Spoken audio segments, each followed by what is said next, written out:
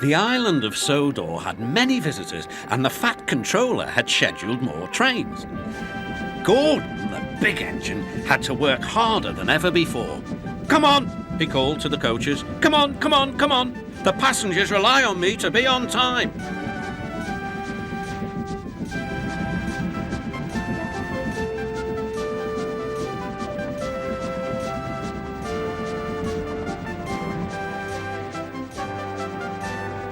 Whenever Gordon finished one journey,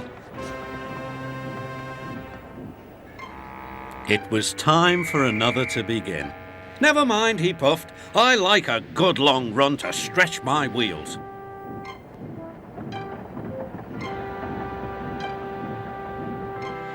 Even so, the Fat Controller decided that Gordon needed a rest. "James shall do your work." James was delighted. He liked to show off his smart red paint and was determined to be as fast as Gordon.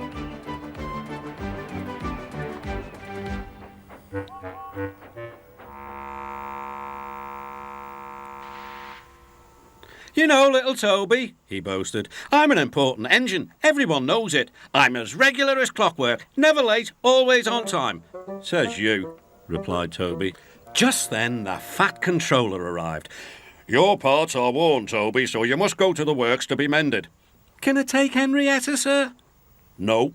What would the passengers do without her?" Toby saw Percy by the water tower.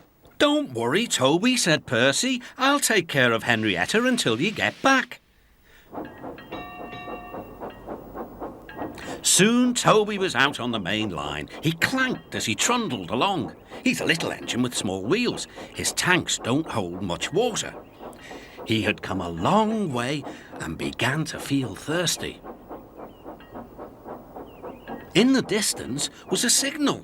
"Good," he thought. "There's a station ahead. I can have a nice drink and a rest until James has passed." Toby's driver thought so too. Toby was enjoying his drink when the signalman came up.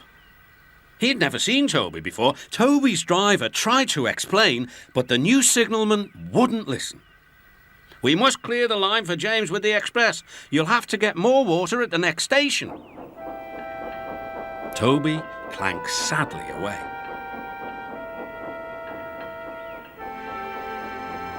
Hurrying used a lot of water, and his tanks were soon empty. Poor Toby was out of steam and stranded on the main line.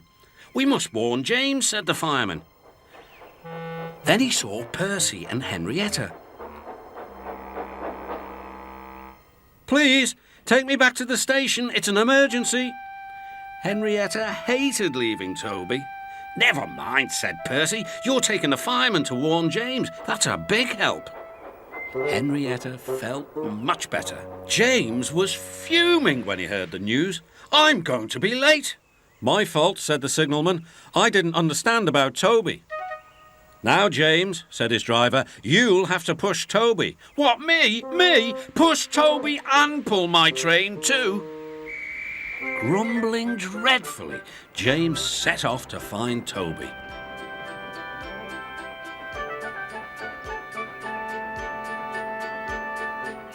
He came up behind Toby and gave him a bump. "Get on, you!"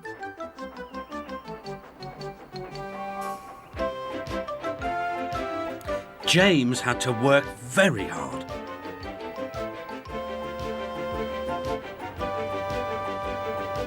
When he reached the workstation, he felt exhausted. Some children were on the platform. "Coo," said one. "The express is late and it's got 2 engines. I think James couldn't pull it on his own, so Toby had to help him." "Never mind, James," whispered Toby. "They're only joking." "Ha ha!" said James.